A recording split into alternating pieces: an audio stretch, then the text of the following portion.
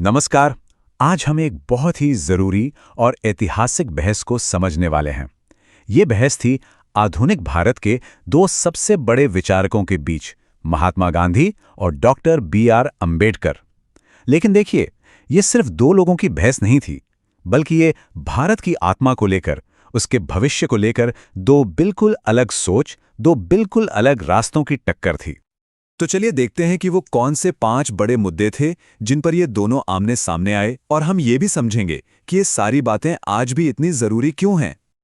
तो सबसे पहले तो ये समझना जरूरी है कि ये कोई पर्सनल लड़ाई नहीं थी। नहीं, असल में ये तो भारत के भविष्य को लेकर दो बिल्कुल अलग अलग विजन की टक्कर थी। और ये विजन आए कहाँ से? जाहिर है, उनके अपने अपने अनुभवों से। समझिए, ये एक नए देश की, उसकी आत्मा की लड़ाई थी। एक तरफ गांधी, दूसरी तरफ अंबेडकर। दोनों ही करोड़ों लोगों की आवाज थे, लेकिन जिन लोगों की वो बात कर रहे थे, उनके मुद्दे, उनकी परेशानियां एक दूसरे से बिल्कुल जुदा थीं।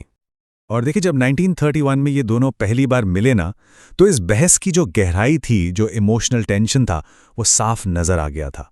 अंबेडकर के ये शब्द ये बताते हैं कि उनके लिए ये मामला कितना पर्सनल, कितना गहरा था। तो इनकी पहली बड़ी टक्कर हुई राजनीतिक अधिकारों को लेकर। सवाल बहुत सीधा था कि क्या दलित समाज को, दबे कुचले समाज को अपनी आवाज बुलंद करने के लिए एक अलग पॉलिटिकल पहचान की जरूरत है। और देखते ही देखते ये जो असहमति थी, ये हिंदुस्तान से निकलकर लंदन पहुंच गई, गोलमेज सम्मेलन में। और वहां बात इतनी बढ़ गई कि जब अंग्रेजों ने दलितों के लिए सेपरेट इलेक्टोरेट, मतलब अलग निर्वाचन मंडल का ऐलान किया, तो गांधी जी इसके विरोध में आमरण अनशन पर बैठ गए। तो यहां पर दोनों के रास्ते बिल्कुल अलग हो जाते हैं। अंबेडकर का कहना था कि भाई, दलितों को अगर अपना सच्चा नुमाइंदा चुनना है तो उन्हें अलग से वोटिंग का हक चाहिए। लेकिन गांधी जी को यह डर था कि इससे हिंदू समाज हमेशा हमेशा के लिए बंट जाएगा। गांधी जी का मानना था कि वो पूरे हिंदू समाज की आवाज हैं, जिसमें दलित भी शामिल हैं। लेकिन अंबेडकर ने इस बात को सिरे से खारिज कर दिया।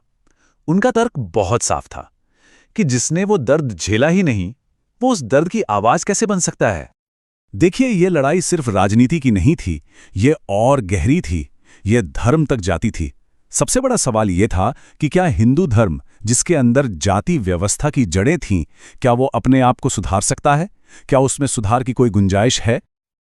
अब गांधी जी वो तो एक पक्के हिंदू थे। उनका मानना था कि धर्म में एक नैतिक ताकत होती है, और अगर हम धर्म को सही तरीके से समझें, उसकी सही व्याख्या करें, तो छुआछूत जैसी बुराइयों को जड़ से खत्म कर सकते हैं। इसका एक बहुत अच्छा उदाहरण है यज्ञ को लेकर उनकी सोच। गांधी जी के लिए यज्ञ का मतलब आग में कुछ डालना नहीं था। नहीं, उनके लिए यज्ञ था समाज के सबसे आखिरी, सबसे दूर खड़े इंसान की बिना किसी स्वार्थ के सेवा करना। मतलब वो पुरानी परंपराओं को एक नया, क्रांतिकारी मतलब दे रहे थे। लेकिन अंबेडकर का नजरिया इससे बिल्कुल उलट था। उनका साफ मानना था कि असली समस्या तो हिंदू धर्म ही है और इसमें सुधार हो ही नहीं सकता। उनके हिसाब से जाति व्यवस्था धर्म के शास्त्रों, ग्रंथों से जुड़ी हुई है, तो जब तक आप धर्म को नहीं छोड़ेंगे, इससे छुटकारा मिलना नामुमकिन है। और इसी सोच का नतीजा थी उनकी 1935 की वो जबरदस्त घोषणा। ये एक ऐलान था कि वो जिस धर्म में पैदा हुए हैं, उससे अब उनका कोई वास्ता नहीं। और ये एक ऐसी यात्रा की शुरुआत थी जो कई दशक बाद जाकर पूरी हुई। तो उनका धर्म से मोहभंग कोई अंत नहीं था, बल्कि एक नई शुरुआत थी।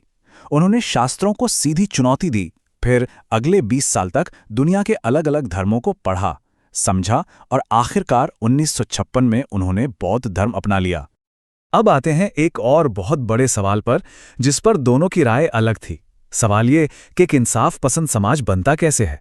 क्या वो कानून बनाने से बनता है या फिर लोगों का दिल बदलने से? तो यहीं पर दोनों के तरीकों में जमीन आसमान का फर्क दिखता है। अंबेडकर जोर दे रहे थे संस्थाओं पर, यानी कानून, अधिकार, संविधान। वहीं गांधी जी का पूरा फोकस था अंदरूनी बदलाव पर, यानी हृदय परिवर्तन पर। अंबेडकर का साफ कहना था कि आप इंसाफ को किसी की अंतरात्मा या अच्छी भावनाओं के भरोसे नहीं छोड़ सकते। ना, कमजोर लोगों की हिफाजत के लिए मजबूत कानून और संवैधानिक गारंटी चाहिए ही चाहिए। दूसरी तरफ गांधी जी ने समता का विचार रखा। समता यानी पूरी तरह से बराबरी। उनका मानना था कि असली और टिकाऊ इंसाफ तभी मिलेगा जब समाज का दिल बदलेगा, जब लोगों के मन में एक दूसरे के लिए, चाहे वो शोषित हो या शोषक, सबके लिए सम्मान पैदा होगा। तो सवाल उठता है कि इस पूरी ऐतिहासिक बहस का आज क्या मतलब है?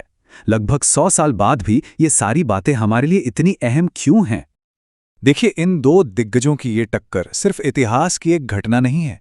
उनके विचारों ने आज़ाद भारत की राजनीति और समाज की नींव रखी है। सामाजिक न्याय और राष्ट्रीय एकता, इन दोनों के बीच जो एक कश्मकश चलती रहती है, वो इसी बहस की देन है। और उनके विचार आज भी हमारी संसद में, हमारी सड़कों पर हर जगह गूंजते हैं।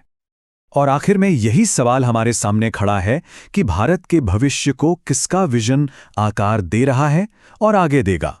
कानून के जरिए मिला इंसाफ या फिर दिलों में आया बदलाव? ये बहस आज भी उतनी ही जिंदा है जितनी उस वक्त थी।